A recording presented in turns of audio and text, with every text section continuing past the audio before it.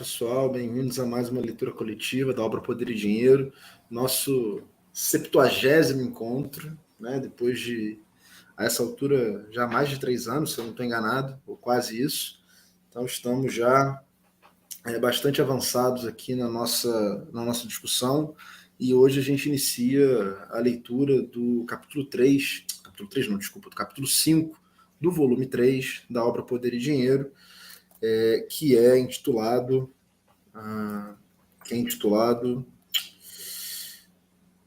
Veiculação Monetária do Mundium.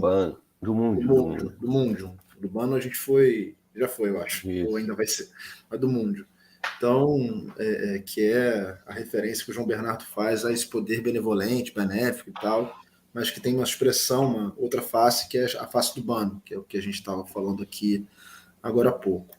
Então, é um capítulo assim, que eu achei de mais fácil compreensão que o último, né? No último eu manifestei uma certa dificuldade de acompanhar os argumentos, mas nesse eu já achei a coisa um pouco mais tranquila.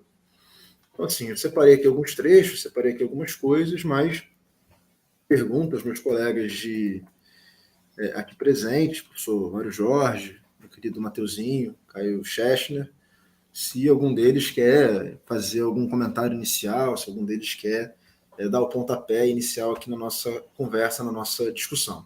Mário provavelmente... clássico. Mário provavelmente dizeria eu não. O Caio tinha umas considerações, ele estava falando aqui pra gente no privado, né? Antes da gente começar. É verdade, é verdade. Pô, Matheus, você nunca passou por uma comissão de ética estudantil, não. Eu já tinha sido arrepiado há muito tempo. Então, gente, eu acho que para começar vale a pena, de repente, localizar um pouco qual é a função do capítulo no contexto mais geral do livro, né? Quer dizer, ele fala aqui nessa última frase da introdução do capítulo, né? O Mundium forneceu uma terceira oportunidade, além do assalariamento e das transações no mercado, para difundir o dinheiro-moeda entre o campesinato. Então, ele está nessa primeira parte geral do livro, que ele está tratando da forma 1 do dinheiro, né? E aí, ao longo dos capítulos, ele foi primeiro mostrando como é que essa forma 1 do dinheiro circula. Primeiro, através do assalariamento, depois, através das transações no mercado. Se eu não me engano, o último capítulo ainda era sobre transações no mercado. Agora ele entra num terceiro momento, que é a veiculação monetária da forma 1 do dinheiro, não está no título do capítulo, mas é especificamente isso, né? No Mundium, que é, digamos assim, uma terceira modalidade de circulação da forma 1 do dinheiro. Então, só para dar uma localizada assim, qual é o papel que esse capítulo está cumprindo no contexto mais geral do livro. E aí tem 2 seções do capítulo, né? A primeira é a caridade e a segunda é o crédito, que são as 2 formas aí que ele identifica de veiculação monetária da forma 1 do dinheiro no mundo. Então, o primeiro comentário seria esse, só dando uma localizada. Eu já tinha... Matheus está perguntando pelo meu copo. É uma promoção, Matheus. Você, numa certa casa comercial, você adquire uma porção de pão de queijo, e como essa porção é avantajada, eles a servem nesse copão, do qual você se torna proprietário, junto com a porção de queijo, e pode depois dar a ele o destino que quiser. E através de uma veiculação monetária que você adquire? Ou... No caso da nossa sociedade, sim, né? Ela se torna predominante, né? E aí, inclusive, fazendo a comparação, eu já tinha levantado essa questão numa outra reunião, né? De se parecer a vocês que, ainda que com especificidades, ainda que com particularidades, né? A disseminação da moeda, a disseminação, portanto, do recurso ao metal amoedado em transações de níveis muito diversos não representaria um impacto relativo da moeda penetrando nas relações tradicionais, né? É óbvio, não no sentido da subversão completa que ela promove no âmbito do capitalismo, né? Mas a questão é se o aumento da circulação, da mercantilização das relações não teria também no pré-capitalismo capacidade de subverter em algum nível ou se não subverter, porque talvez seja disso se trate, né? Não chegue a ser uma subversão, né? Mas de alguma forma gerar impactos que reconfigure as relações tradicionais, né? Acho que a gente ainda não sabe que conclusões ele vai tirar disso tudo aqui, né? Mas, como eu já tinha dito, parece interessante que ele dedique tantas folhas de papel não é barato, né? A fazer esse histórico, né? De como é que a monetarização vai penetrando, né? Espaços diversos. E eu não sei se vai necessariamente criando um novo nível de impacto, né? Na dinâmica dessas relações. Mas suspeito que sim, até em função da importância que ele dá a esse tema, né? Porque é interessante ver que muitas dessas operações elas ocorrem na ausência da moeda também, os próprios empréstimos, né? Eles podiam ser feitos em gênero, né? A gente sabe dos atos de compra. Para Portugal, por exemplo, eu vejo muitos registros, né? Até de terra sendo vendida contra o pagamento de tantos quartos de um dado produto, pedaços de tecido, coisas do tipo, né? Então, eu não acho que, não parece que a moeda gere novas relações, né? E que ela, portanto, se manifeste no interior de práticas tradicionais. Aí agora a questão para mim é o quanto ela impacta ou não impacta, né? Até lembrando uma referência mais geral, inicial também, né? Uma certa proposição de que só sob a forma capitalista o capital seria capaz de subverter e reorganizar as relações, que o capital, nas suas formas antediluvianas, não o teriam, né? Eu acho que isso, de alguma forma, tá pairando aqui nesses capítulos dele. Não sei se vocês concordam, discordam. Se discordarem, eu posso mandar vocês também para um lugar qualquer depois que a reunião acabar. Câmbio, desligo. Sobre esse elemento que você está tratando, Mário, eu acho que você falou ele gasta muitas páginas e tal, e aí talvez adiantando um pouco do que a gente vai chegar lá no final, é uma das últimas frases que ele diz, né? Tá no finalzinho da 154, né? Ele diz o seguinte: o crédito rural, direto ou indiretamente, pelos senhores aos servos, não constitui uma atividade precursora do capitalismo, e quem queira analisá-lo por esse viés nunca conseguirá entender seus mecanismos nesse período. Então é a coisa lá de que o quanto ele questiona lá as teses clássicas do dinheiro como solvente do capitalismo, do sistema feudal e tal, e aponta nessa direção. Então, acho que o sentido desse monte de página, né, vai nessa direção, de questionar essas teses tradicionais. Mas aí eu fico imaginando de onde sai o capitalismo aí na leitura dele, né?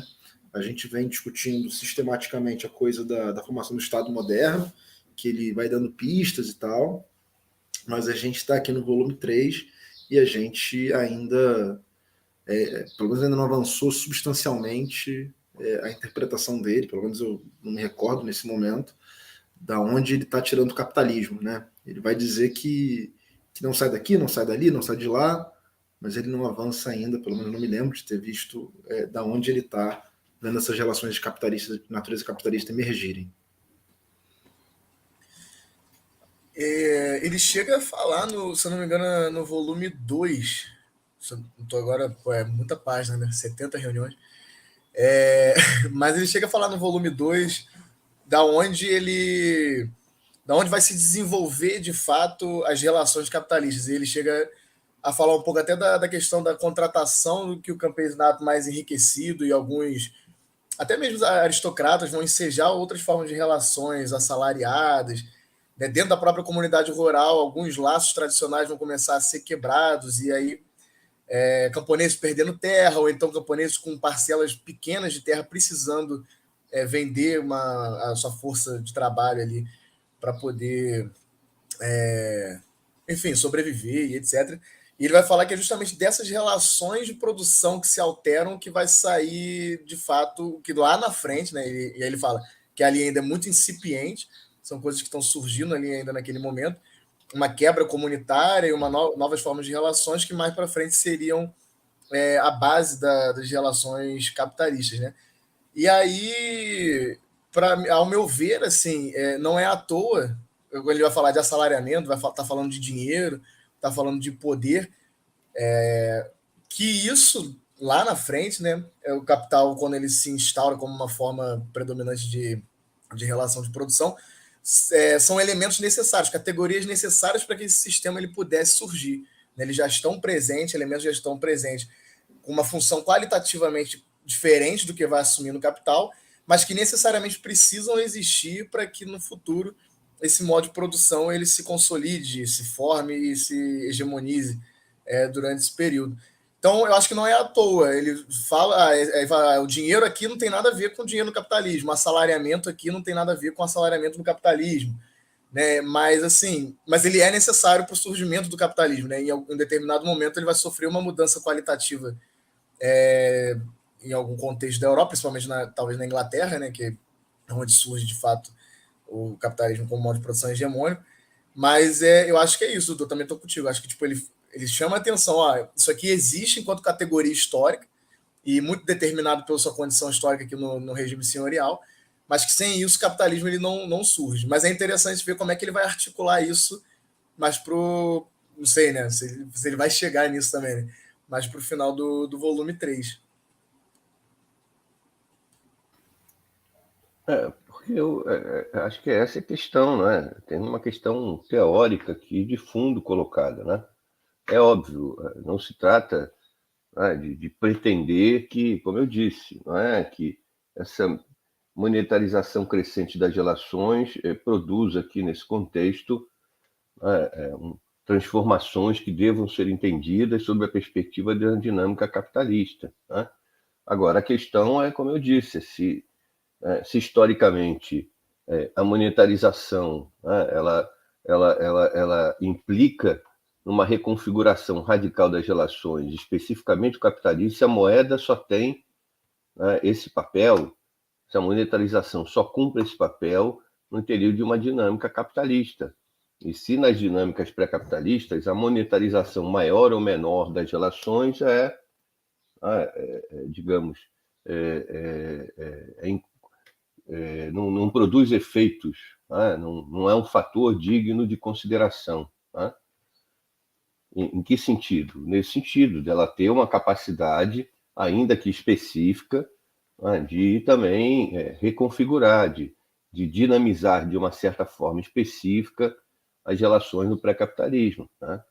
Agora, para mim, essa é a questão. Portanto, de um fator, digamos que seria completamente ausente no que se refere à sua capacidade de impactar, um fator anódino no pré-capitalismo, que de repente que no capitalismo é que vai ganhar uma dinâmica radicalmente distinta.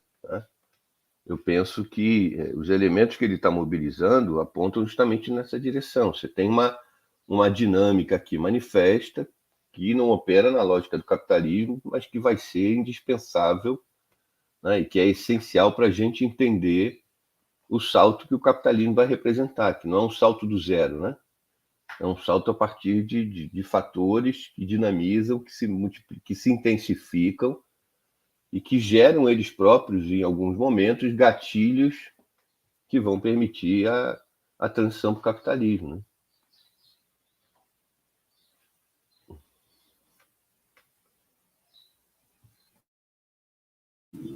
Eu acho que, inclusive, quem sabe valeria a pena a gente até buscar, no decorrer da nossa leitura, fazer uma espécie de inventário mesmo, da maneira como essa crescente importância da moeda tem impacto nessas dinâmicas sociais, né? A gente sabe que, bom, pelo menos até agora, o argumento mais claro em relação a isso é que a moeda, a circulação cada vez maior de moeda aumenta o poder impessoal, né? Disso a gente sabe. Mas eu acho que talvez dê para encontrar manifestações mais específicas assim de como essas relações são impactadas pela moeda, né? Ou pelo próprio crescimento do poder impessoal.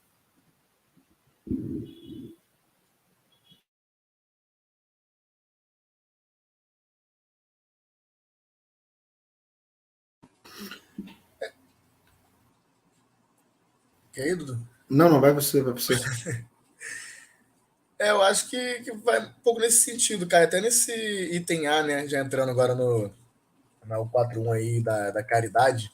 E aí me lembrou esse início que ele fala, né? A expressão mais evidente do mundo foram as esmolas que os senhores eclesiásticos e laicos distribuíam regularmente aos mendigos e a toda a população humilde por ocasião das más colheitas e de outras catástrofes. Isso, a princípio, não é novo, né? Ele trata da caridade no volume 1, no volume 2, não vou lembrar. Mas ele vai, acho que é no volume 1, que ele vai falar que é um dos fundamentos principais do Mundium e da colocada da dependência dos camponeses, colocada dos camponeses na dependência senhorial. Mas aí ele vai estar focando principalmente no período que a gente chama da Alta Idade Média, e que, especialmente nesse período, seriam essa veiculação do Mundium, ela se daria em prestação em empréstimos em gêneros, né? Em alimentos, enfim, produtos úteis ali diretamente ao campesinato. E agora você tem uma mudança da forma que essa riqueza ela é circulada, né? Você tem agora a questão da moeda substituindo, talvez progressivamente, essa questão da esmola ou da caridade que antes era em gênero, espécie, né? E aí eu lembro também dele falando um pouco do dinheiro lá no final do volume 1, que ele fala que justamente o dinheiro ele é uma abstração de uma relação social, né? Então a relação social ali ela se mantém, só que agora me parece de uma forma abstraída, mais impessoal, e agora sendo circulada ali a partir do dinheiro. Então, acho que qualitativamente a relação ela se mantém, né? A vinculação ali, a dependência, o mundium, né? A lógica de funcionamento daquela sociedade ela se mantém, e agora você tem uma questão de circulação de riqueza, a forma, né, material que essa esmola, que essa riqueza circula, ela se altera, mas não altera de fato a relação. Exatamente. Daí eu acho que o desafio é tentar ver até nas entrelinhas se realmente essa mudança do gênero para o dinheiro realmente tem algum tipo de implicação nessas relações, ou se só muda, como você disse, o tipo, né? A maneira como se dá, mas efetivamente, qualitativamente não muda nada. Né?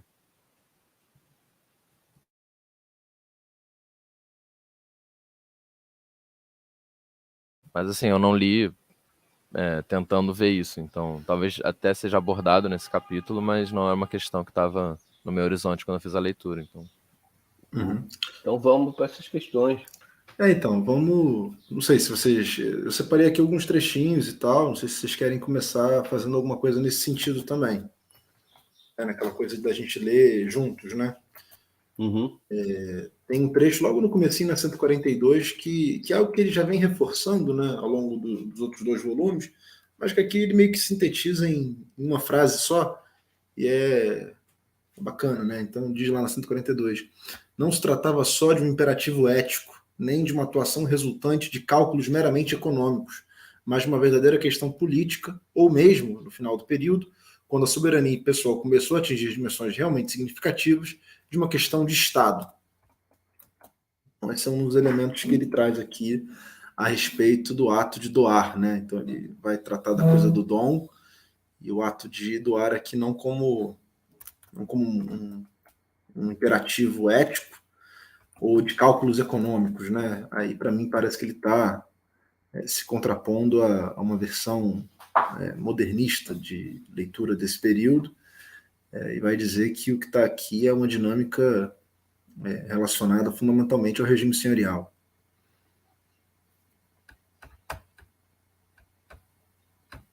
Eu marquei esse trecho também, Eduardo. Na verdade, ele me impressionou bastante justamente porque, não sei, eu acho que pode ser impressão minha, mas lendo manuais de Idade Média e tudo mais, geralmente quando se fala de caridade, de esmolas, se mantém muito uma perspectiva muito que me pareceu meio rasa depois de ler essa interpretação aqui do João Bernardo, porque se limita a dizer, não sei quais são os fundamentos ideológicos da caridade, que era considerado algo importante por razões religiosas e tudo mais, mas não parece aceitar muito facilmente o discurso que a própria sociedade elabora sobre a caridade, né? E aqui ele parece que vai além, ele vê, digamos assim, sem negar esse aspecto ideológico, religioso da caridade que de fato existia, né? Como ele coloca, mas ele vê aí uma função social mais profunda nesse fenômeno, né?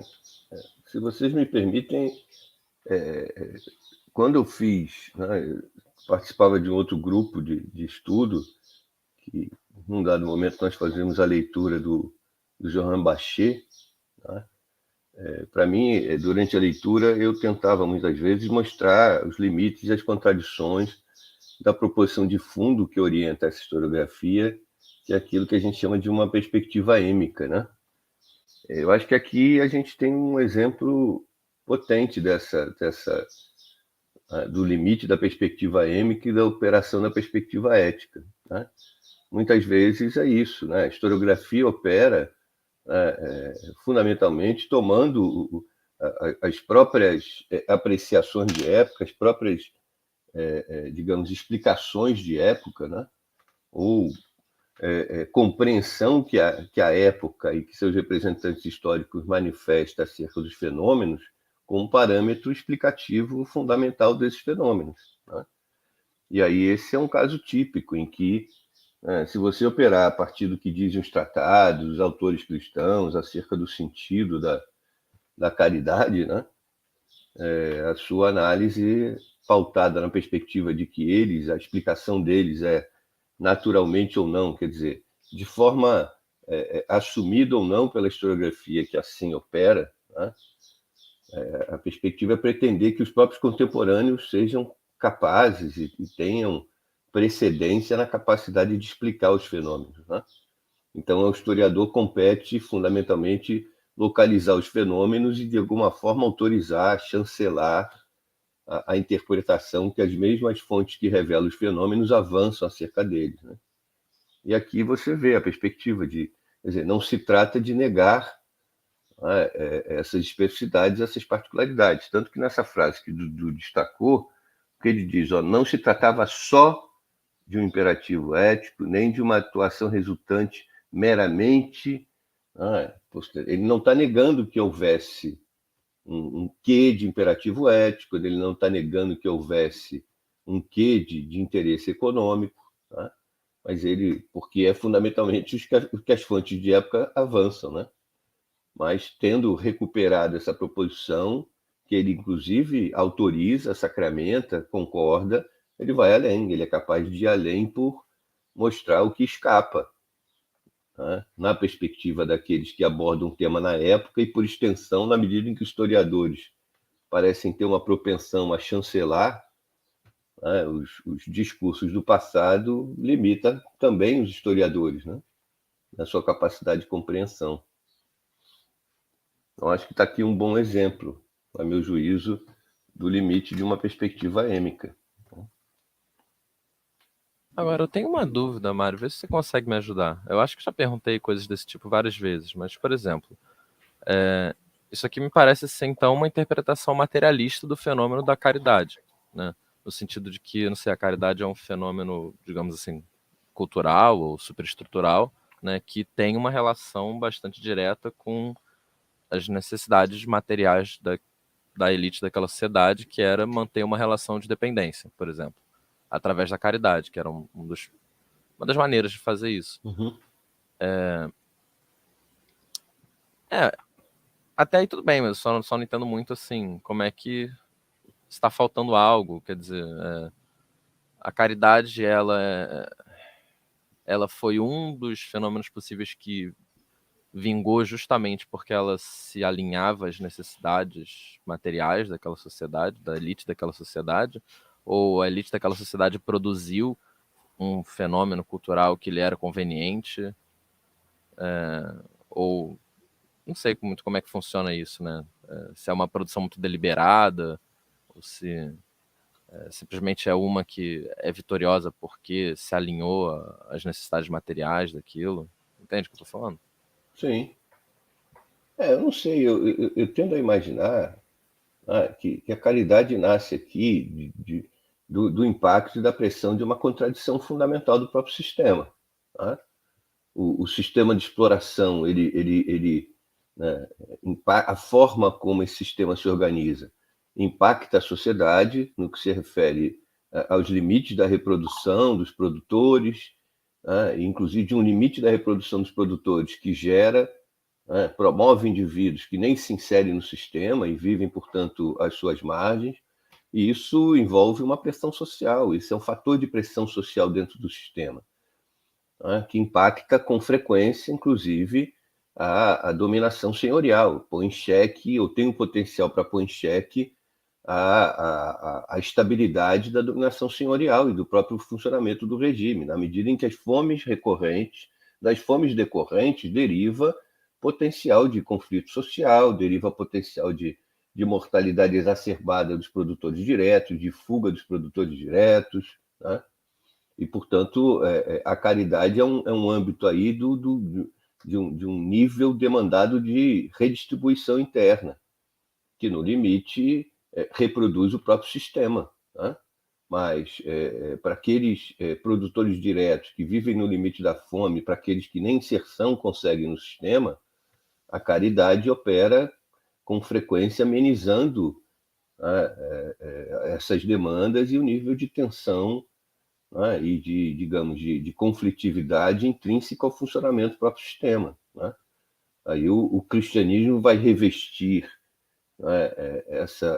essa ação, esse campo de relações, com a dinâmica que, inclusive, questiona, em algum nível, não questiona, em algum nível obscurece, a perspectiva de que a caridade opere por pressão social, transformando essa iniciativa numa iniciativa deliberada, desinteressada, por parte daquele que concede, as benesses caritativas, né? O cristianismo vazia, inclusive, o que da pressão social. A caridade era arrancada à força sob muitos aspectos, né? Perspectiva que, no entanto, a concepção cristã obscurece. Mário, Oi? me permite uma leitura de um outro trechinho nesse caso? Só para a gente avançar gente, eu não sou autoridade de nada aqui não, gente. Tem que ficar me pedindo. Não, é só porque eu estou te interrompendo. Não, vai lá. Tu é meu queridão, rapaz. Você é o meu queridão. Você é o meu queridão também. A gente tudo aqui se ama. Por isso aqui é remoto, porque se a gente fizesse essa atividade presencial, a gente ia ficar se abraçando o tempo inteiro e não ia conseguir falar nada. Vamos em frente. Não, é só porque você está falando dessa coisa da pilhagem ser uma coisa da caridade ser uma coisa arrancada, né? E é uma coisa que ele vai falar um pouco ele vai falar um pouco na nota 9, se eu não estou enganado, em que a ação de doar equivalia na prática, havia uma equivalência prática entre a caridade e a pilhagem, né? E aí na passagem da 142 para 143 ele diz o seguinte: quanto àqueles que viviam de donativos, convém recordar que os mendigos ambulantes não formavam uma categoria social que se demarcasse claramente dos trabalhadores prebendados por curto prazo. Esmolar num dia, assalariar-se no dia seguinte, roubar no intervalo era um modo de vida. Vemos novamente como o assalariamento, que viria a ser um dos germes do capitalismo, encontrou de início o seu lugar no sistema de troca de presentes. Aí eu acho que vem, talvez, os fatores subjetivos da operação, né? Aí vem essa perspectiva êmica, como eu disse, que acho que antes mesmo de ser formulada, né, nas suas perspectivas, eu não acho que os teóricos inventam a perspectiva êmica e ela passa a ser praticada, né? Eu acho que ela é praticada e, de alguma forma, ela é captada e pensada e teorizada, né? Mas é uma certa perspectiva de que as fontes trazem não só o fenômeno, como a própria explicação dele, né? Que se reforça quando uma perspectiva, né? Quando isso ganha uma dimensão teórica, de uma posição epistemológica, né? Agora, eu acho que de alguma forma, talvez tenha um fator subjetivo aí, né? Porque, por um lado, né, o quanto historiadores católicos, por exemplo, né, ao ler uma proposição dessa, não ficam imediatamente sensibilizados, né, pela ideia de uma sociedade em que a religião tem essa capacidade de operar, né? E ainda mais, como muitos se projetam para a Idade Média sob uma perspectiva de refúgio, quão bom é poder tratar de uma sociedade em que os interesses econômicos não prevalecem, né? Uma sociedade que é regida fundamentalmente pela boa vontade, né? Pela iniciativa desinteressada, né? E aí eu acho que a gente vai juntando vários elementos que talvez expliquem por que a história segue sendo feita predominantemente de uma certa forma, né? E por que um autor como esse aqui, de alguma forma, gera uma certa repulsa, né? No campo da própria medievalística. Eu arriscaria dizer que talvez poucas pessoas, além de nós, conhecem esse livro no campo da nossa medievalística, né?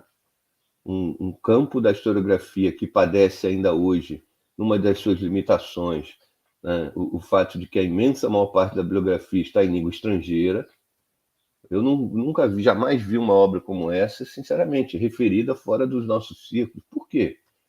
Uma obra tão volumosa, tão ampla, disponível na língua portuguesa, para uma área que padece né, de bibliografia, de literatura acessível, né? E entre nós mesmos. Eu me lembro quando ele foi inserido na biografia da nossa pós, houve um certo mal-estar. Quem é esse cara aí? Entendeu? Não sei, posso estar viajando demais. Mas também é a função do historiador viajar, se vocês me permitem, né? Desde que essa viagem não esteja apoiada em drogas ilícitas, eu deixo claro aqui que não se trata dessa questão. Bom, então, o Mário Jorge contribuiu dizendo que não as drogas, né? E logicamente, não, e logicamente é contra o ambiente de música, que é vinculado à droga. Então, ambiente de música, ambiente de droga. Todo mundo sabe disso. É melhor você explicitar que isso é uma citação, Dudu. Daqui a pouco os haters, a gente tem um público amplo, né? Sim, baixíssimo. Certamente de haters também. Então, Pois é, completa a tua citação.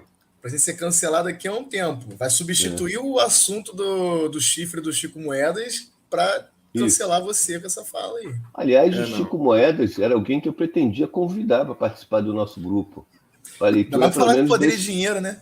Desses capítulos, mas agora ele está cancelado. Foi mal, Chico. Foi mal, Chico. Enfim, avançamos. E só lembrando que eu acho que no volume 2 ele fala também que a pilhagem era a esmola com espada na mão. Falando que ele está no processo de extensões aristocráticas, naquele período que ele está considerando, ele fala exatamente isso, que pilhar é esmolar com espadas na mão. Vem daí a proposição, é melhor pedir do que roubar, né? Peço, não dão, eu tenho que roubar. É isso, eu podia estar matando, podia estar roubando, mas estou aqui humildemente. Não, e aí ele segue, né, na 143, né? O revés da mendicidade era a pilhagem, tendo ambos a mesma função econômica, embora uma conotação ideológica distinta, pois o direito de saquear reservava a seus senhores, e a gente humilde que o exercesse colocava-se em franco antagonismo para com toda a hierarquia social. Quando se analisam os grandes movimentos contestatórios de massa nesse período, verificamos que para eles esmolar e roubar eram atividades indissociáveis, servindo uma para nos esclarecer as implicações da outra. O pregante errante, que estendia a mão pelos caminhos, à porta dos casebres, das aldeias e nas praças da cidade, esta figura mítica e tão real do protesto religioso, era uma imagem viva da recusa dos quadros sociais prevalecentes, daí a sedução com que atraía os humildes e o risco que representava para os poderosos. Aí é que eu não sei, mas eu fiquei com a referência lá do John Ball, né? Aquela quanto Adão fiava e Eva, quanto Adão caçava e Eva fiava, onde estavam os senhores, né? Uma contestação religiosa radical. Você está mutado, Mário? Quando Adão arava. Quando Adão arava e Eva fiava, onde estavam os senhores?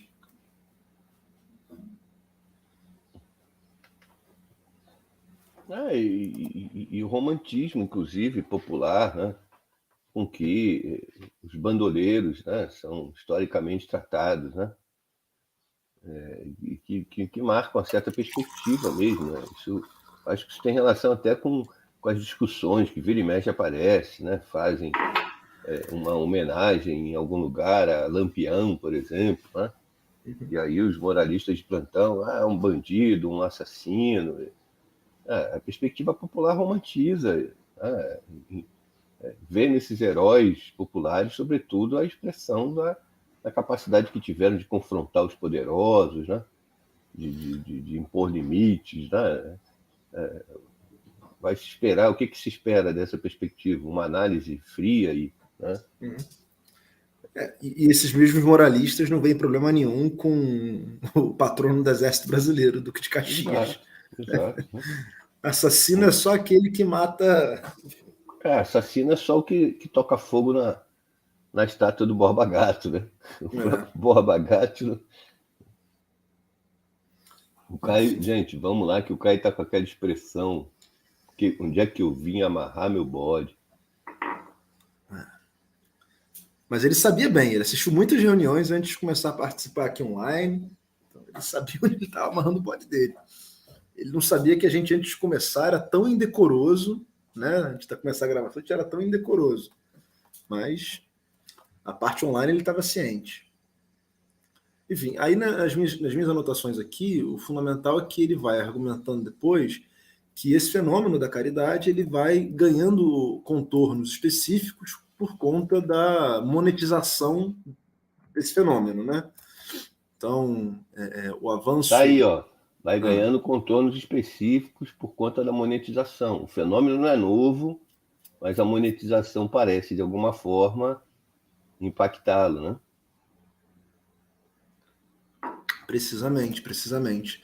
E aí, um dos elementos é o quanto que, na prática, essa monetização da caridade assumia uma feição cada vez mais impessoal, né? E estendia o poder das senhorias impessoais. Então, esse é um elemento marcante aqui das anotações que eu fiz, né? E havia um esforço, né? Ele fala lá a coisa da questão de Estado, havia um esforço sistemático por reduzir aqueles que podiam exercer a caridade. E merecê-la, inclusive, né? Sim, porque o contexto do final da Idade Média, né? Eu escrevi há muitos anos atrás um artigo sobre isso e muitos anos passados já trabalhei com um mestrando que abordou esse tema, né? Que os últimos séculos da Idade Média são marcados por um contraponto, por iniciativas estatais, inclusive, visando coibir a caridade, né, que é definida como inadequada, né? Uma caridade pela suposta profusão de pedintes que teriam condições de trabalhar, né, e que, portanto, burlam a obrigatoriedade do trabalho vivendo de esmolar, né? E em Portugal as medidas, pelo menos na letra da lei, vão ganhando uma dureza, uma radicalidade crescente a ponto de se propor que, né, os mendigos deveriam portar um registro, uma autorização que lhes permitissem esmolar e basicamente só seria permitido isso àqueles que, em função de defeitos físicos, limitações físicas, melhor dizendo, né, não estivessem capacitados ao trabalho, né? Mas aí é uma espécie, parece que a outra face da moeda da caridade é a repressão, né? E o tanger ao trabalho aqueles que pretendiam escapar dessa forma de inserção social. Para Portugal tem um documento bem direto nesse assunto, se não me engano, é a circular de Dom Afonso IV, né? Ela é de 1349, que é no auge ali da peste negra. E aí, provavelmente, ele é um surto de mendicantes e pedintes e tudo mais, fraturas comunitárias diversas. E aí é exatamente isso que o Mário falou, né? Só poderia se digno da esmola pessoas que tivessem deficiência física. E aí quem tiver condições de trabalho vai trabalhar e de uma forma repressiva mesmo, deve ser realocado de volta às terras de origem, onde, enfim, a família residia, etc. Então, são dois lados né, dessa mesma moeda. Que Então, é do... a quem possa interessar o tema, o Daniel Tomazini abordou isso lá no mestrado da UF, uma dissertação da UF que aborda esse tema. Gente, essa discussão me lembrou um trecho aqui, que eu acho que vale a pena ler, que é justamente também fazendo uma interpretação mais política disso, né? Ele fala aqui, para enfraquecer e E desarticular as... qual a página? 142, mais ou menos no meio da página. Eles, para enfraquecer e desarticular as clientelas que rodeavam as grandes famílias urbanas e em que elas se apoiavam nos conflitos entre facções, sucedeu que os monarcas ou os governos de algumas cidades promulgassem por vezes legislação que, além de limitar o número de pessoas presentes nas cerimônias familiares, proibia igualmente a distribuição maciça de dádivas. E aí isso se relaciona também ao que ele fala, que o Eduardo falou, que ele fala um pouco posteriormente, né, em relação a progressivamente essas caridades serem cada vez mais realizadas pelo que ele chama de senhorios impessoais, não, senhorios coletivos ou impessoais, não lembro, mas basicamente instituições assim mais próximas a que seria o Estado, né? Justamente tentando tá fechado, Eduardo. Coletivos, as senhorios coletivos que ele se refere, as cidades, as cabeças de grandes famílias artificiais, instituições religiosas que tinham esse caráter também coletivo e o próprio poder régio. O que implica aí uma espécie de centralização do poder, né? Mostrando como a caridade é uma forma de você angariar esse tipo de apoio, né? E como é que progressivamente ela foi se tentando tornar ela mais exclusiva daquelas instituições que vão concentrar mais poder, né? Justamente para que não exista uma capacidade de famílias artificiais de menor poder, né, se desenvolverem nesse aspecto.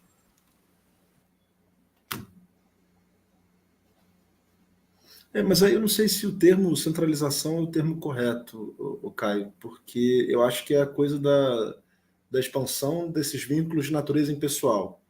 Porque o que se faz é começar a cunhar numerário específico para ações de caridade. Então, mesmo quando você iria exercer um elemento caritativo, você o fazia através da expressão daquele senhor específico e tal. Então, acho que é menos a centralização e mais a grande expansão, né, o processo de espraiamento dessa forma impessoal da realização do poder.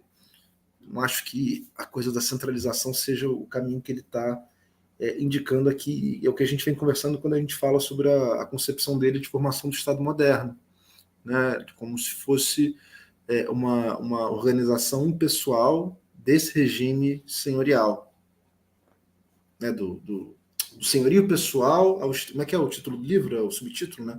Do senhorio pessoal à formação do Estado impessoal, uma coisa assim. Do poder pessoal ao Estado impessoal, alguma coisa assim. É isso, então acho que é um pouco isso. Então, não acho que não é a centralização não é o tema fundamental, mas a formação de um regime senhorial calcado em laços de natureza impessoal, né? E a senhoria impessoal como o cerne desse processo.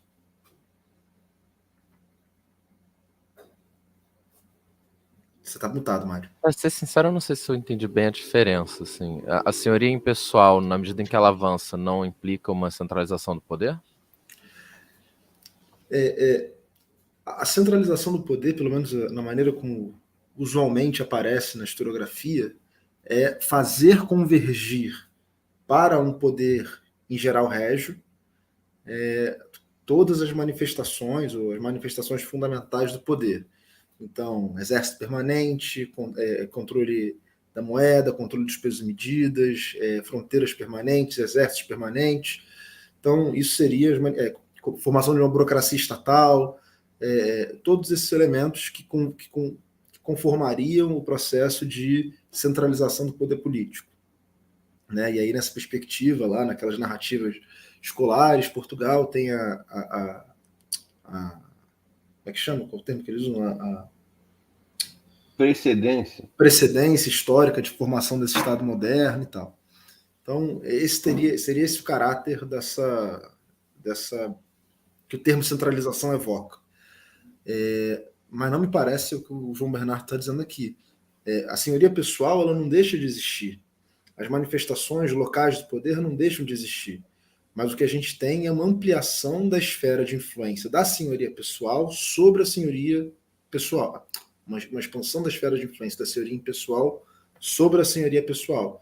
O que, lógico, aponta num certo sentido para uma maior centralidade de alguns senhores e do poder régio em particular. Mas eu acho que isso não é a mesma coisa do que o termo que na historiografia está consolidado de centralização do Estado moderno. Não acho que seja a mesma coisa que está sendo expressa nessas duas formas de abordagem. Não sei se me fiz mais claro, não sei se o Matheus ou o Mário querem dizer de outra forma, acrescentar alguma coisa. Acho que é basicamente que não tem comprovação científica de que não funciona, mas também não tem comprovação científica de que funciona. É mais ou menos o Bolsonaro tentando explicar a questão da vacina e principalmente da cloroquina, entendeu? Não tem comprovação científica de que não funciona, mas também não tem comprovação científica de que funciona, entendeu? Porra, ninguém viu isso, cara. Ninguém viu. Todo mundo viu isso. Todo mundo viu isso. Como se relaciona que eu perdi. Não, aí não é problema. Aí não é problema meu. Aí eu deixo para a legião de ouvintes estabelecer essa correlação. Não, maravilha, maravilha. Mas não sei se ficou clara a distinção. É uma distinção conceitual e que tem uma leitura diferente de como o processo se dá. E, sobretudo, porque eu acho que na coisa da centralização do poder régio se estabelece uma centralidade muito grande da agência real e de uma dinâmica de conflito entre realeza e nobreza, como dois poderes de natureza diferente conflitantes entre si. Ao passo que aqui o que me parece indicar é que existe uma dinâmica sistêmica que aponta no sentido da formação de uma forma mais impessoal de manifestação do poder.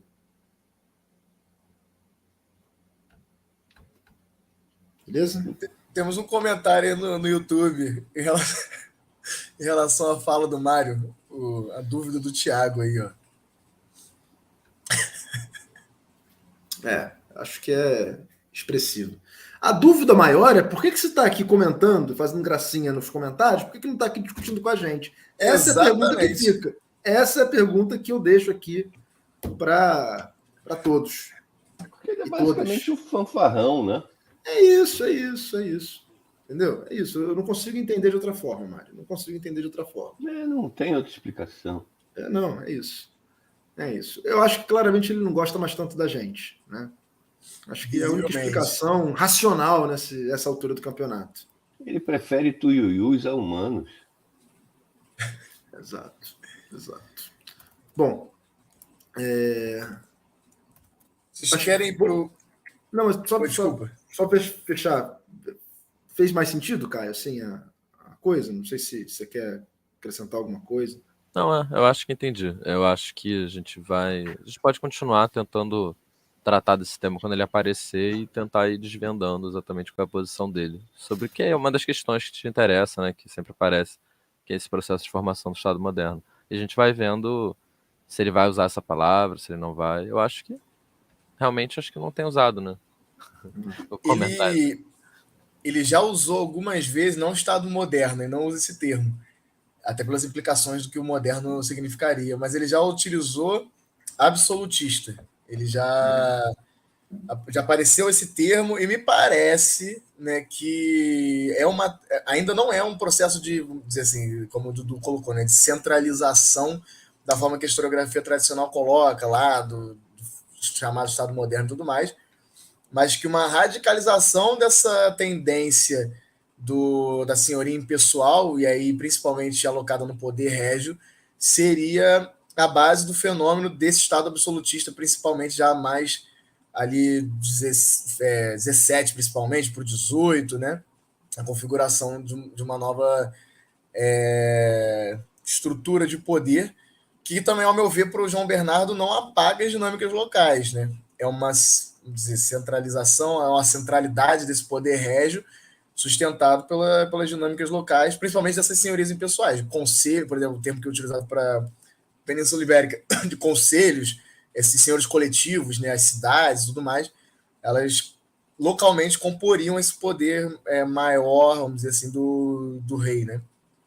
Parece que ele caminha nessa tendência, mas também não saberia dizer ao certo, né? Acho que teria que ver mais elementos, principalmente acho que nesse volume ele deve explorar mais um pouco isso. E a preocupação dele, no final das contas, não é a coisa do Estado. Para mim, o fundamental dessa discussão toda aqui é o quanto essa impessoalidade agrega no processo de formação do capitalismo. Esse é o elemento-chave. Então, ainda que essa formação do capitalismo redunde numa alteração sistêmica que resulta em absolutismo, o que ele está buscando explicar não é o absolutismo, mas o capitalismo. Acho que é isso. Não sei se faz sentido. Eu acho que sim, é por aí que eu vejo a questão também. E, aliás, enquanto eu vi aqui, eu fui rever, né, a questão que em algum momento apareceu aqui, da questão do capitalismo, da formação do capitalismo, né? Eu fui rever aqui o índice do livro, né? E a rigor, na verdade, esse volume ele é todo inteiramente dedicado ao tema do dinheiro. Uhum. Né? E não é dedicado ao tema do dinheiro só a perspectiva de dar ao dinheiro um tratamento específico em função como se ele fosse um fenômeno, né, como uma manifestação parcelar, circunscrita, específica na sociedade. Não, os capítulos, todas as seções vão no sentido de considerar várias das relações tradicionais que ele já abordou nos outros volumes, para ver o comportamento delas ou a penetração do dinheiro em cada um desses âmbitos de relação. Então, acho que é bastante lícito, em princípio, a gente imaginar que essa é uma vertente importante para pensar a transição para o capitalismo. Né? Não no sentido de que ele já esteja aqui, né? Mas no sentido do que foi gerado aqui, né? Porque essa é uma outra discussão, é uma outra questão teórica importante, especialmente no campo do marxismo. Né? Se a ideia de transição do feudalismo ao capitalismo supõe uma crise e a destruição do feudalismo, da qual aí sim deriva o capitalismo, né? Ou se o feudalismo operando, né, vívido, né, gerou dinâmicas que o capitalismo pôde restabelecer, reconstituir, ressignificar no processo da sua própria afirmação. Né? Então não é um livro inteiro dedicado a falar do dinheiro para dizer, olha, o germe está aqui, ou o capitalismo já está aqui operando. Não, é para ver como é que o dinheiro penetra as relações tradicionais e em que nível poderá ter impactado essas relações ou não, se impactou, não impactou, gerando uma nova dinâmica. Tá? Então, eu diria, teria um impacto restrito, porque um impacto que não foi capaz de alterar estruturalmente a dinâmica, mas uma presença potencialmente dispensável para o processo que se manifestaria depois. Né? E aí, não que seja necessário, porque esse nosso público é um público que eu diria já cativo, né? Mas se fosse necessário tentar finalizar mobilizando esse público para seguir conosco, eu diria que ele aponta, porque ele não vai tratar ainda da questão, mas já enuncia uma questão bastante interessante que vai ser tratada mais à frente. Na página 147, logo no primeiro parágrafo, ele diz, na terceira linha, né?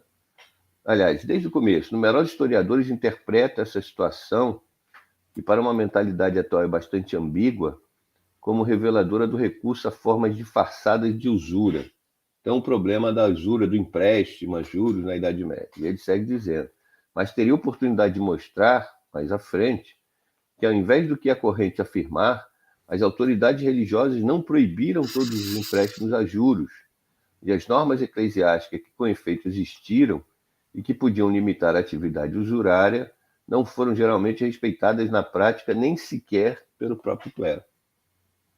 Isso é um tema, né, onde paira predominantemente a perspectiva de que a igreja, inclusive, seria um fator de... radicalizando a proposição que a igreja seria um fator de impedimento da expansão das relações capitalistas pela limitação, né? Então, não nos abandonem, basicamente, é o que eu peço ao nosso amplo público, porque muita coisa boa virá pela frente. Padre, você já começou então aí a entrar na 147, que já é outro elemento desse capítulo, né, em que ele não analisa a caridade, mas uma outra manifestação que é o crédito, né, que acaba assumindo conotações caritativas às vezes, e como esses fenômenos, como essas fronteiras são difíceis de definir, né? Então não sei se... Ele fala o seguinte, né, na 146 para 147. Mesmo numa data tardia, é impossível traçar uma demarcação nítida entre a esmola e o crédito, tanto mais que estabelecimentos religiosos que julgariam especialmente vocacionados para o exercício da caridade se contaram entre os grandes prestamistas no meio rural, e até mesmo do clero procediam pessoalmente a empréstimos monetários. Então, as próprias categorias jurídicas coevas definiam modalidades em que o auxílio caritativo se conjugava com aspectos decorrentes do crédito. Então é um pouco por aí também, né? Quanto que caridade e crédito são duas coisas que não se diferenciam de maneira muito clara. Mesmo para os coevos. E aí ele vai seguir, né? Não sei se alguém quer fazer algum comentário, mas aí ele segue dizendo o quanto que o crédito acabava sendo uma forma de ampliação da dependência camponesa. E o quanto que o crédito também funcionava como uma espécie de dom, de tal forma que seria, inclusive, aviltante se alguém se propusesse a pagar na totalidade o empréstimo que recebesse. Então, como essa dinâmica recordando bastante os argumentos que a gente viu antes de começar o volume 3, né? Naquele artigo de 2 partes lá do Troca de Presentes, ele falava bastante disso. Inclusive, desde que a gente começou a ler o volume 3, foi a primeira vez que ele se referiu de maneira tão direta a essa questão que ele desenvolveu naquele artigo. Se bem que eu acho que o artigo é posterior, né? Sim. É bem posterior, na verdade, quase 10 anos depois, eu acho. Em relação a essa parte, tem uma passagem interessante na... Deixa eu achar aqui, 148. É o último parágrafo. Né? Ele vem falando alguns exemplos, né, de empréstimo, de crédito e tudo mais. Ele fala: o devedor ficava colocado numa situação de sujeição relativamente ao credor, e no sistema de presente podia suceder que o desejo de pagar a dívida fosse considerado pelo credor como uma tentativa de emancipação, um verdadeiro ato de rebeldia. E ele vai seguir, ele vai dar exemplos, inclusive, de prazos, né? Você só pode pagar isso daqui a 20 anos, sabe? Tipo, jogava lá na frente o prazo para você começar a pagar, e esse lance de entender como um ato de rebeldia. E aí isso quebra muito, né? Porque a gente já vem, né, da sociedade que a gente vive, a gente projeta, acaba sendo normal, a gente projeta as relações sociais que a gente vive hoje para o passado, e a gente pensar nisso, né? É muito contrário, né? Daqui a pouco, se você está devendo R$10 para TIM, eles vão te ligar 77 vezes no dia para você pagar. Eles vão botar teu nome lá no SPC, no Serasa, até você pagar alguma coisa. Então é um desespero. A gente olha para o crédito, olha para as transações bancárias, vamos dizer assim, para o empréstimo, de uma forma, se a gente olha dessa forma para a Idade Média, para o regime senhorial que a gente está analisando aqui, é uma relação de crédito, de empréstimo e de transações bancárias que é uma lógica completamente estranha. Como assim você só quer que eu pague comece a pagar daqui a 20 anos? Como assim é um ato de rebeldia eu pagar e me livrar desse crédito? Quando, na verdade, as operações de crédito no mundo capitalista, eles querem mais é que você pague mesmo, né? Eles querem mais é que o juros seja... enfim, se torne aquela bola de neve, você pague muito mais do que você estava devendo a longo prazo e etc. Então, é uma lógica que, se a gente olha para essas categorias, crédito, dinheiro, banco, uma perspectiva já qualitativamente do capitalismo, a gente não consegue entender, por exemplo, a função do crédito no regime senhorial, que é uma lógica que é completamente estranha. Mas aqui eu confesso para vocês que eu tenho um problema com a abordagem do João Bernardo, que eu nunca consegui, não sei se eu não consegui formular claramente para ele, não sei, nunca consegui desenvolver essa discussão com ele, tá? Que é o seguinte, sempre que ele trata da questão do presente, que ele cita o mouse, porque eu gostaria de entender, tá? Visto isto, tá? Eu gostaria de entender qual era objetivamente o resultado dessa perspectiva, tá? Porque eu fico quando ele diz, o devedor ficava colocado em uma situação de sujeição relativamente ao credor. Perfeito. Agora, isso era o quê? Isso gerava uma sensação, isso gerava era um ingrediente ético, um impeditivo moral, tá? A pessoa devedora está submetida ao poder de outrem, tá? Mas em que níveis? Sob que perspectivas? Tá? Como eu disse, é uma limitação, a comunidade enxerga essa pessoa, né, como alguém menor, né, e, portanto, essa pessoa passa a ser tratada de uma forma particular. Né? Aquele a quem deve é capaz de materializar essa sujeição em expressões objetivas, mais ou menos cotidianas. Né? Essa sujeição gerava um impeditivo moral que, por exemplo, impedia ao devedor de fugir e de se estabelecer numa outra região e, portanto, romper o vínculo. Né? É isso que eu tenho, que eu gostaria de conseguir entender melhor. Pode ser uma incapacidade minha aqui de apreensão, mas às vezes a coisa fica colocada, né, de uma forma que me parece que há uma expressão ideológica, e eu não estou de maneira nenhuma pretendendo reduzir o impacto, a importância das expressões ideológicas, mas eu gostaria de entender objetivamente, né, se aquele que está devendo fica sujeito, reconhece essa sujeição, porque há um impacto ético sobre ele, e isso gera nesse indivíduo ações, né, que são ações, de alguma forma, limitadas, né, pelo fato da dívida, pelo fato da dependência, pelo fato da sujeição. Né? Qual é a tradução objetiva? Né? Eu consigo entender, por exemplo, que um camponês dependente paga as rendas, né, porque há uma relação desigual aí. Né? Agora, eu penso que, portanto, haja um desdobramento ideológico da vinculação. Mas quando ele coloca essa questão do dom em contradom como expressão primária, eu queria entender de onde ele vem, por que esse tipo de demanda é suscitada. Né? Eu consigo entender no capitalismo que a separação capital-trabalho gera, né, uma obrigatoriedade, gera uma incontornabilidade. Agora, fica me parecendo que o que gera isso aqui é uma proposição ideológica ou uma perspectiva ética, né?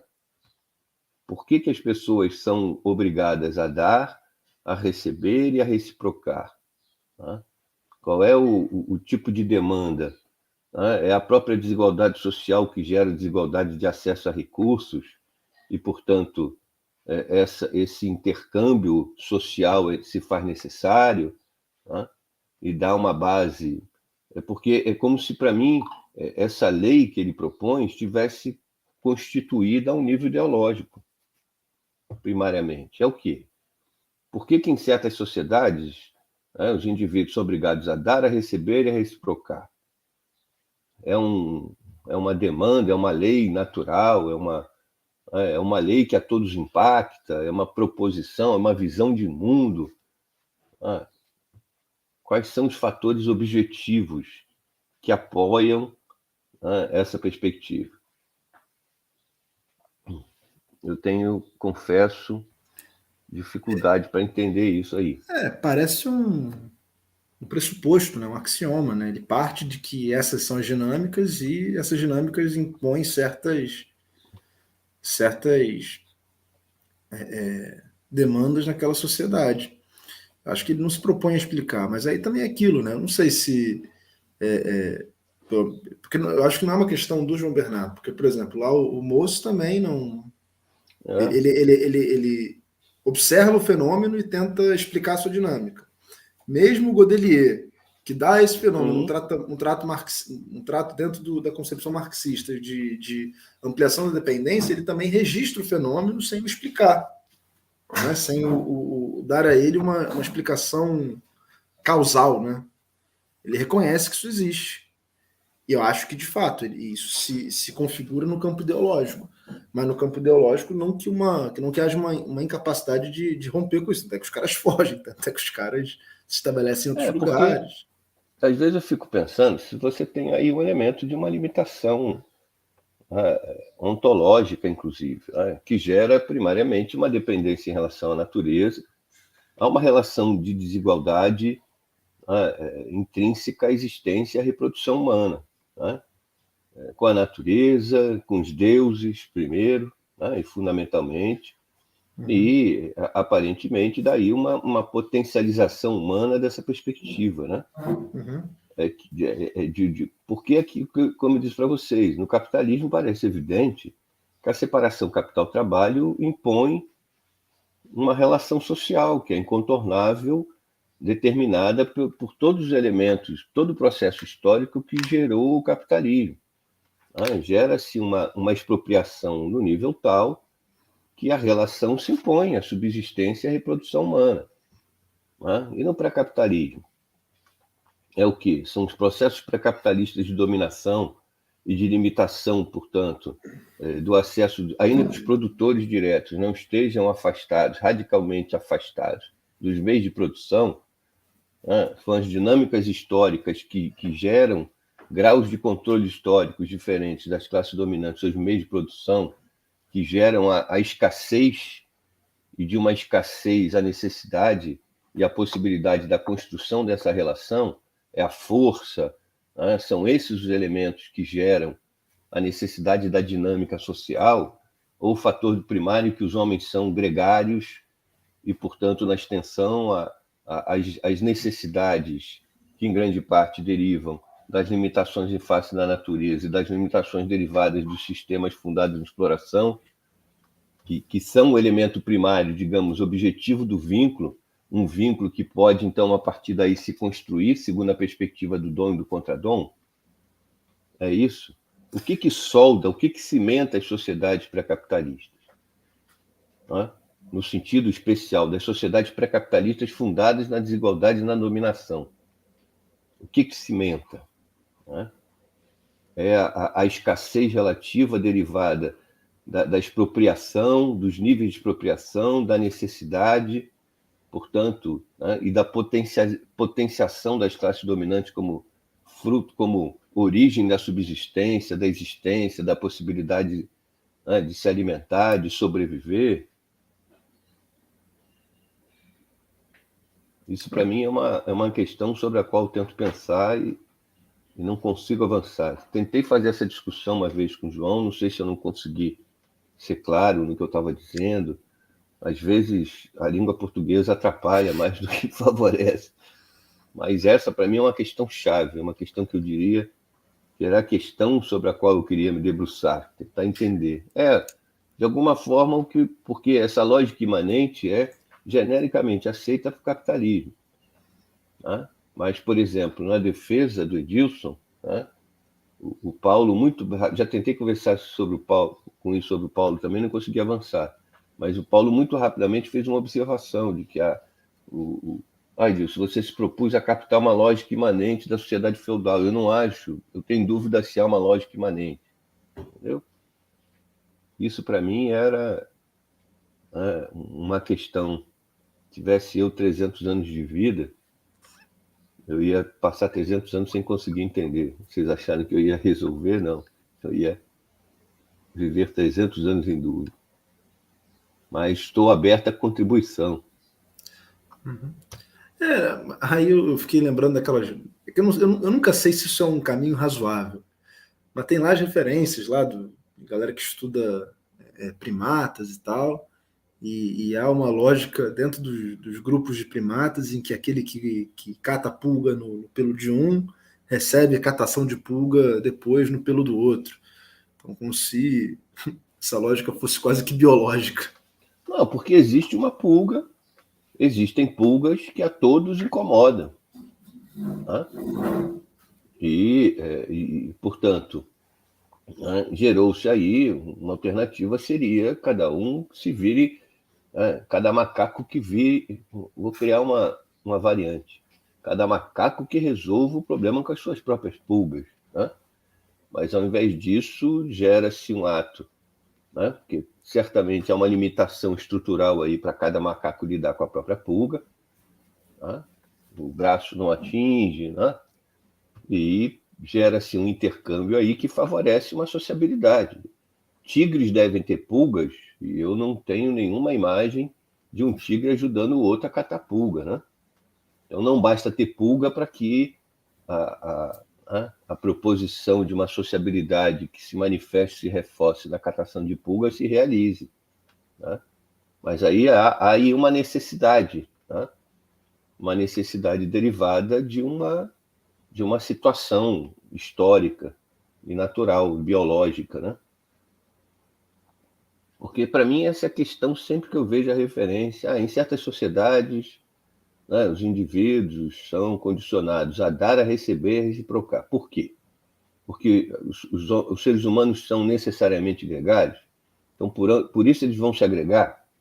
E na medida em que se agregam, essa agregação, para se efetivar, tem que envolver, né, porque uma sociedade não é uma coleção, embora alguns pretendam que sim, não é uma coleção de indivíduos isolados. Tá? São indivíduos que interagem. E interagem porque a interação é fundamental para a reprodução do coletivo, inclusive. Então, talvez haja uma limitação em face da natureza. Os tigres só interagem, né, até onde eu sei, estou longe de ser um especialista em tigre, né, mas até onde eu sei, se interagem para se reproduzir, pura e simplesmente. Né? Então, é uma interação fundada em limitações biológicas, inclusive. A gente não pode correr como um tigre, a gente não tem a força dele, a gente não é naturalmente dotado de garras. Né? Então, a interação é algo já demandado por uma necessidade primária de existência e de reprodução. Né? Mas daí não deriva necessariamente relações de dominação, né? Porque essa reciprocidade pode garantir a reprodução do conjunto sem mecanismos de dominação e exploração, mas pode ser também elemento para isso. Né? E aí é o quê? É da escassez que deriva da própria exploração, a necessidade que decorre daí, porque não fosse um sistema que implicava para o campesinato uma necessidade constante, o elemento de endividamento potencialmente, né, não seria da dinâmica do sistema. Uma coisa que um camponês ou outro tivesse dificuldade e precisasse do empréstimo. Agora, que isso seja uma dinâmica de conjunto nos leva a suspeitar que isso é um dado intrínseco ao funcionamento do sistema, não é resultado do azar. Né? Mas, enfim, eu acho que não é hora para eu ficar levantando essas questões aqui também, né? Sempre é hora de você levantar questões, Mário. Sempre é hora de você levantar questões. Bom, não sei, então a gente... Eu aceito contribuições, gente. Se vocês quiserem enviar WhatsApp, sinais de fumaça que possam me ajudar a esclarecer isso, eu ficaria muito grato. Enfim, vou reservar silêncio nesses momentos. Mas se quiserem ajudar o professor Mário Jorge, mandem coisas para ele pelo WhatsApp. Vai ser interessante. Há quem peça ajuda para localizar o gato fugido. Estou pedindo ajuda só para tentar entender isso. A dinâmica de troca de presente nas sociedades pré-capitalistas parece menos ambicioso que achar um gato. Enfim, mas acho que então seguimos, a gente avança um pouco nessa. A gente tem essas questões que a gente vai fermentando aqui na cabeça, né? Que a gente vem fermentando na cabeça há 3 anos, e a gente segue com mais questões, né? Se tem problemas, a gente entende.